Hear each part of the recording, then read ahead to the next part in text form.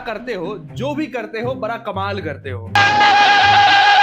आरसीबीएन को उनके ही home ground में उनके ही क्राउड के सामने साइलेंट करा दिया। इतना कुछ देखने के बाद उधर गोइंका साहब अलग ही डिप्रेशन में आ गए हैं। भारी मिस्टेक हो गया सर, एकदम ब्लंडर हो गया। आरसीबी वालों को तो ये भी समझ में नहीं आ रहा है कि ये लोग मैच आखिर हारे कहां। तो भाई तुम मैच यहीं पर हार गए थे। दूसरा राहुल भाई का कैच छोड़ना, जो कि पाटीदार छोड़ते हैं। फिर बारिश का आ जाना, बारिश अपने साथ लेके आता है डीएलएस को, और डीएलएस को देखते हुए राहुल जो हेजलवुड को तोड़ते हैं 1 ओवर में 22 रन।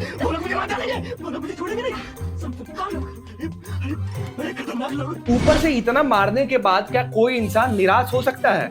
पर केएल राहुल निराश थे, आरसीबी वालों से निराश थे। भाई उनका कहना था थोड़ा और मार लेते तो क्या हो जाता, अपने होम ग्राउंड में मेरा एक शतक आ जाता। अब तुम आयरनी देखो, भाई केएल राहुल को कहीं पे भी उतार दो, सीएसके के खिलाफ ओपनिंग आते हैं 77 रन 151 का स्ट्राइक रेट। आज उन्हें बीच में उतारा गया 53 में 93, जबकि पहले 29 बॉल पे केएल राहुल 29 रन पे थे। फिर अगले 24 बॉल में 64 रन।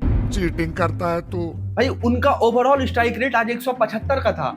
मतलब बस इतना बता दो, ये सब करते कैसे हो भाई केएल? ये गलती या चूक नहीं है, ये फ्रॉड है, धोखा है, विश्वासघात। अब क्या यही बच गया है कि नंबर 9 पर भी आकर मारोगे और टीम को मैच जितवा दोगे? समझ रहे हो आप? समझ रहे हो? भाई ये unbeatable, unbreakable, unstoppable classic Rahul है। वैसे एक सवाल है केएल भाई से, वैसे तो आप जनरली इतना भी एग्रेशन में नहीं दिखते हो, आज ऐसा क्या हो गया था और क्या उस सेलिब्रेशन को डिस्क्राइब कर सकते हो? ये मेरा तमाचा है आरसीबी को। क्यों भाई ऐसा भी क्या कर दिया आरसीबी वालों ने? मैं यार यहाँ का लोकल बॉय हूँ और ऑक्शन में ये लोग मुझे ऐसा अनदेखा करते हैं जैसे कि मानो ये लोग मेरी वजह से ही 17 सालों से ट्रॉफी हार रहे हो। और मैं ये कह रहा था Bengaluru belongs to me, you are just a guest here. वैसे बात तो सही है केएल भाई, पर गोइंका साहब थोड़ा सदमे में है।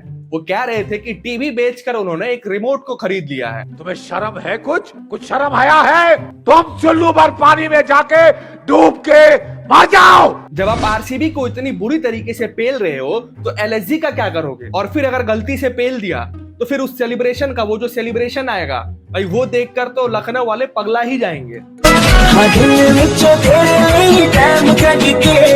क्योंकि आपके सेलिब्रेशन को देखकर टिम डेविड की भावनाएं भी बाहर आ रही है, तो हमारे ऑडियंस का क्या होगा? अब भाई एक आखिरी बात कि केएल राहुल के स्ट्राइक रेट पर बहुत लोग सवाल उठाते थे कि टी20 में वो स्लो खेलते थे। एक तो पीटरसन ने उन पर कमेंट किया था, उस कमेंट का जवाब उन्हें पिछले मैच में ही मिल गया। The paint on the wall dry. Exactly. That was your tweet about me one day. बाकी ऐसे लोगों को पकड़ कर लाओ, क्योंकि केएल राहुल एक ऐसे बैट्समैन है जो कभी भी किसी भी वक्त मैच का रुख बदल सकते हैं।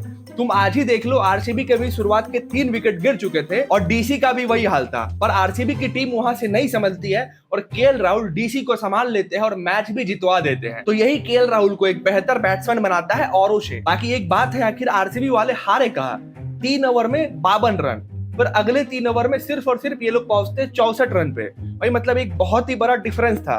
और ऊपर से अगर तुम आरसीबी को देखो तो शुरुआत के 3 ओवर में ये लोग रन करते हैं और आखिरी के 3 ओवर में बाकी का ये लोग का पूरा डमाडोल रहता है। एक तो विराट कोहली का फिल साल्ट को रन आउट करा देना, ये महंगा पड़ गया आरसीबी को। वहां पर विराट कोहली को स्टेप आउट करना चाहिए था, रन्स को कंप्लीट करना चाहिए था, नहीं तो कॉल ही नहीं देना चाहिए था। पर विराट कोहली खुद स्ट्राइक पर रहते हैं, फिल साल्ट आउट भी हो जाते हैं जो कि बेहतरीन फॉर्म में थे। फिर उसके बाद विराट कोहली खुद भी आउट हो जाते हैं। फिर पडिक्कल का भी आना और जाना होता है, फिर उसके बाद लिविंगस्टोन का भी वही हाल, फिर कप्तान का भी वही हाल, जितेश शर्मा भी फ्लॉप। आखिर में टिम डेविड इनकी इज्जत को बचाते हैं। बाकी आप सभी का इस मैच के बारे में क्या कहना है कमेंट सेक्शन में बताएं, और अगर आपको ये कंटेंट पसंद आए तो हमारे इस चैनल को सब्सक्राइब करना ना भूलें।